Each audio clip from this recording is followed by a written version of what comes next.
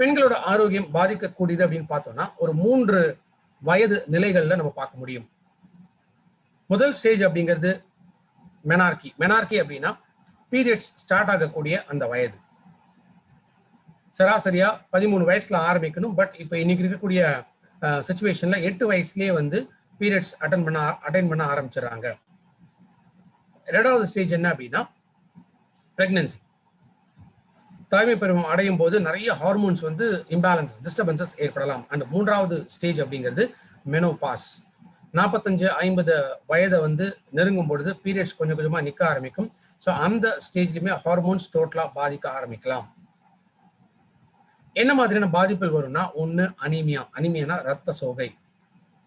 Haemoglobin அளவு வந்து ரொம்ப ரொம்ப குறைவாக இருக்கும். இதனாலுமே நிறைய காம்ப்ளிகேஷன்ஸ் ஏற்படலாம். ரெண்டாவது தைராய்டு ப்ராப்ளம்.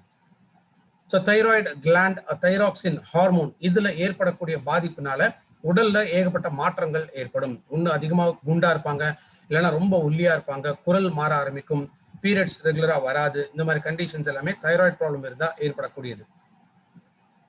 மூன்றாவது நீர்க்கட்டிகள். கர்ப்பப்பை சுத்தி இருக்கக்கூடிய நீர்க்கட்டிகள், இதுதான் பாலிசிஸ்டிக் ஓவேரியன் டிசீஸ் அப்படின்னு நம்ம சொல்லுவோம்.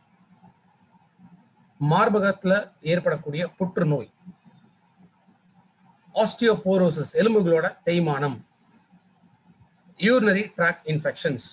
ஸோ இதெல்லாமே என்ன சொல்றோம், ஒரு மேஜராக இருக்கக்கூடிய சில காம்ப்ளிகேஷன்ஸ் இந்த ஹார்மோனல் இம்பேலன்சஸ்னால ஏற்படக்கூடியது. ஸோ இதை கண்ட்ரோல் பண்றது தான் மெயினா ஷதாவரி மேக்ஸ். ஷதாவரி அப்படின்னா தண்ணீர் விட்டான் அப்படின்னு சொல்லக்கூடிய ஒரு மூலிகை. அதுலேயும் தயாரிக்கக்கூடியது நம்முடைய ஷதாவரி கேப்சூல்ஸ். ஷதாவரி மேக்ஸ் அப்படின்னா இதுல வெறும் ஷதாவரி மட்டும் இல்ல, இது கூட சேர்ந்து அசோகா அண்ட் லிகோரைஸ் இந்த 2 இன்கிரீடியன்ஸும் இதுல இருக்கு. ஷதாவரிய குயின் ஆஃப் ஹெர்ப்ஸ், அதாவது மூலிகைகளோட ராணி அப்படின்னு சொல்லுவாங்க.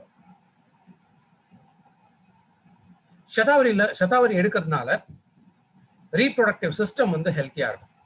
ஸோ யாருக்காவது வந்து ஒன்று குழந்தை இல்லை, கல்யாணம் ஆயிடுச்சு, ரொம்ப வருஷம் ஆயிடுச்சு, ஒன்று குழந்தை இல்லை அப்படின்னா அவங்களுக்கு ஷதாவரி கொடுக்கறதுனால இந்த ஹார்மோன் பேலன்சஸ் வந்து கண்ட்ரோல் ஆகும், செரிமான சக்தியை அதிகப்படுத்தும்.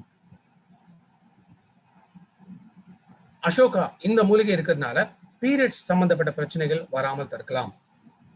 ஸோ சில பெண்களுக்கு என்ன ஆகும், பீரியட்ஸ் டைம்ல பிளட் ஃப்ளோ வந்து ரொம்ப அதிகமா இருக்கும். முதல் நாள் அதிகமா இருக்கும், அதுக்கப்புறம் பிளட் ஃப்ளோவே இருக்காது. சில பெண்களுக்கு என்ன ஆகும், 7லேருந்து 10 நாள் வரைக்கும் கூட பீரியட்ஸ் கண்டினியூ ஆகும்.